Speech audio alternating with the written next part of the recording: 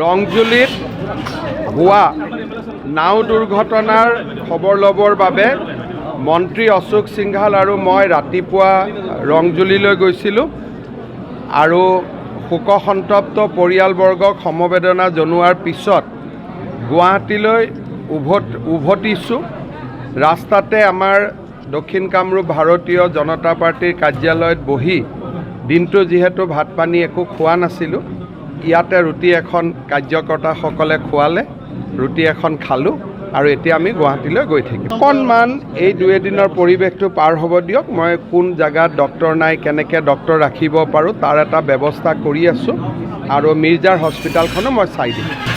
বহুত সময়ত কংগ্ৰেছৰ পৰা বহুত নেতা বিজেপিত আহিছে আৰু এনেকুৱা বহুত নেতা আহে যিসকলে বিজেপিত আহিব খুজিব।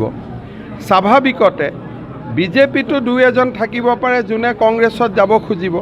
গতিকে ৰাজনৈতিক দলত অহা আৰু যোৱা এইটো চলি থাকে, কিন্তু যিসকল বিজেপিৰ আদৰ্শৰ সৈতে জড়িত সাধাৰণতে বিজেপিত আহিলে আৰু বেলেগ দলত নাযায়।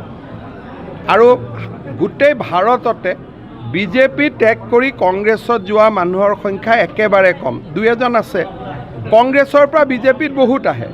এইকেইদিন মই ৰাজনীতি নাই কৰা, উন্নয়নমূলক কাম, বানপানীত ব্যস্ত আছোঁ। জানুৱাৰী ফেব্ৰুৱাৰীৰ পৰা আকৌ আগৰ দৰে কংগ্ৰেছৰ পৰা বহু সংখ্যক মানুহ আমাৰ তাত আহি যোগদান কৰি দিব। কিন্তু এইকেইদিন মই যোগদান, দল ত্যাগ, আদৰণি এইবিলাক পৰ্বৰ পৰা অলপ দূৰত ৰাখিছোঁ, কাৰণ 3 মাহ লোকসভা ইলেকশ্যনৰ কাম কৰোঁতে 3 মাহ আমাৰ অসমখন পিছুৱাই গ'ল, বহুত কাম মোৰ ৰখি গ'ল।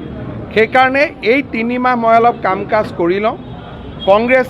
কংগ্ৰেছত যদি কোনোবা যায়, মোৰ এটাই অনুৰোধ যে কংগ্ৰেছত যাওক, বিজেপিত যাওক, আমাৰ অসমৰ স্বাৰ্থ যাতে সুৰক্ষিত ৰখাৰ বাবে আমি সকলোতে মাত মাতোঁ।